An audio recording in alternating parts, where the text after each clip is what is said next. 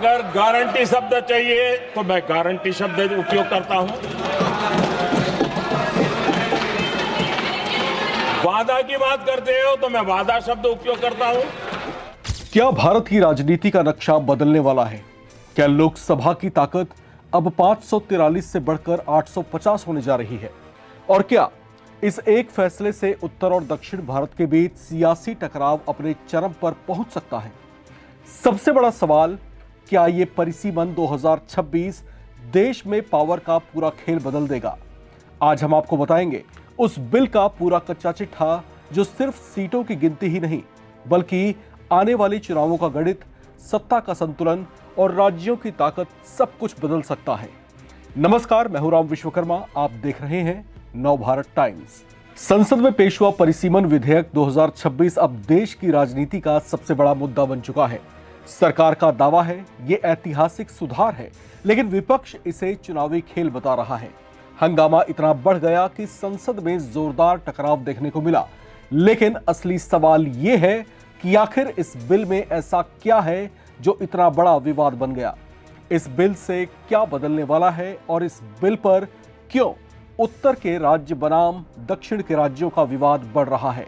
उन गहराइयों में उतरने से पहले आप पहले यह समझिए कि यह डेलिमिनेशन या परिसीमन होता क्या है। सरल शब्दों में कहें तो यह एक प्रक्रिया है जिसमें जनसंख्या के आधार पर निर्वाचन क्षेत्रों की सीमाएं तय की जाती हैं। यानी पार्लियामेंट में हर सांसद लगभग बराबर लोगों का प्रतिनिधित्व करे, यही इसका मकसद होता है। इसी वजह से हर राज्य में लोकसभा सांसदों की संख्या भी अलग अलग होती है, कहीं कम तो कहीं ज्यादा। जिन राज्यों की जनसंख्या ज्यादा है वहां सांसदों की संख्या भी ज्यादा है, जहां जनसंख्या कम है वहां सांसदों की संख्या भी अनुपात में कम है। लेकिन यहां एक ट्विस्ट है। 1976 में एक बड़ा फैसला लिया गया था। लोकसभा सीटों को 543 पर फ्रीज कर दिया गया था, यानी जनसंख्या बढ़ती रही लेकिन सीटें नहीं बढ़ी। अब 2026 में सरकार इस फ्रीज को तोड़ने जा रही है और यहीं से शुरू होता है पूरा खेल। नए प्रस्ताव के मुताबिक लोकसभा की सीटें 543 से बढ़ाकर करीब 850 की जा सकती हैं। 815 सीटें राज्यों को और 35 सीटें केंद्र शासित प्रदेशों को मिल सकती हैं, यानी संसद में सांसदों की संख्या पहले से कहीं ज्यादा बढ़ जाएगी। लेकिन सवाल है कि सीटें आखिर बढ़ाई ही क्यों जा रही हैं?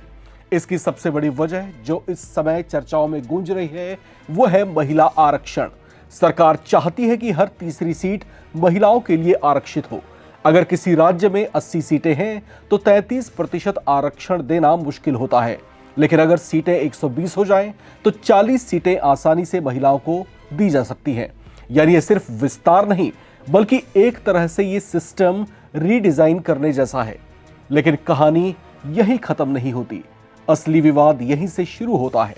सरकार कहती है कि सीटों का अनुपात नहीं बदलेगा, यानी जिस राज्य के पास जितनी हिस्सेदारी अभी है वही आगे भी रहेगी। लेकिन जमीन पर गणित कुछ और कहता है। अगर हम इसे ग्राफिक्स के जरिए समझें तो आपको पता चलेगा, अगर एक राज्य में अभी 80 सीटें हैं और दूसरे राज्य में 40, तो अंतर यहां पर 40 सीटों का रहेगा। लेकिन जब ये बढ़कर 120 और 60 हो जाएंगी तो अंतर 60 का हो जाएगा। यानी अनुपात वही रहेगा लेकिन पावर गैप यहां पर बढ़ता हुआ आपको दिखाई देगा। यही वजह है कि दक्षिण भारत के राज्यों में बेचैनी बढ़ रही है। दक्षिण के राज्यों का तर्क साफ है। उन्होंने परिवार नियोजन को अच्छे से लागू किया, जनसंख्या को नियंत्रित रखा। लेकिन अब अगर सीटें जनसंख्या के हिसाब से बढ़ेंगी तो ज्यादा आबादी वाले राज्यों को ज्यादा फायदा मिलेगा। यानी जिन्होंने जनसंख्या नियंत्रण किया वो एक तरह की पेनल्टी झेलेंगे और जहां आबादी तेजी से बढ़ी वहां एक तरह का रिवॉर्ड मिलेगा। दक्षिण के राज्यों की यही शिकायत इस पूरे बदलाव में विवाद की वजह बन रहा है। अब जरा सोचिए, अगर किसी राज्य की राजनीतिक ताकत में सांसदों की संख्या बढ़ती है तो इसका असर सिर्फ कानून बनाने तक सीमित नहीं रहता, बल्कि कुछ पॉलिटिकल थिंकर्स के मुताबिक इससे बजट, योजनाएं, संसाधन यानी सब कुछ उसी अनुपात में जो है प्रभावित होता है। यानी सीटें बढ़ना सिर्फ संख्या का खेल नहीं, ये सीधे सीधे पावर का खेल है। इसी वजह से दक्षिण के कई बड़े नेता खुलकर विरोध में उतर आए हैं। चेतावनी दी जा रही है कि अगर राज्यों के हितों को नजरअंदाज किया गया तो बड़े स्तर पर आंदोलन हो सकते हैं। कुछ नेताओं ने तो यहां तक कह दिया कि यह फैसला संघीय ढांचे को कमजोर कर सकता है। यानी मामला अब सिर्फ संसद तक सीमित नहीं है, यह सड़कों तक पहुंच सकता है। वहीं दूसरी तरफ सरकार का रुख भी बेहद सख्त है और बेहद स्पष्ट भी है। प्रधानमंत्री नरेंद्र मोदी ने अपने संबोधन में साफ कहा कि इस प्रक्रिया में किसी भी राज्य के साथ भेदभाव नहीं होगा। जो अनुपात पहले से था वही आगे भी रहेगा। और उन्होंने यहां तक कह दिया कि अगर आपको गारंटी चाहिए तो मैं गारंटी भी देता हूं कि अनुपात में बदलाव नहीं आएगा। यानी सरकार इस फैसले को लेकर पूरी तरीके से आत्मविश्वास में दिखाई दे रही है।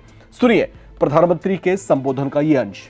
भूतकाल में जो सरकारें रही और जिनके कालखंड में जो परिसीमन हुआ और जो अनुपात उस समय से चला आ रहा है, उस अनुपात में भी कोई बदलाव नहीं होगा और वृद्धि भी उसी अनुपात में होगी।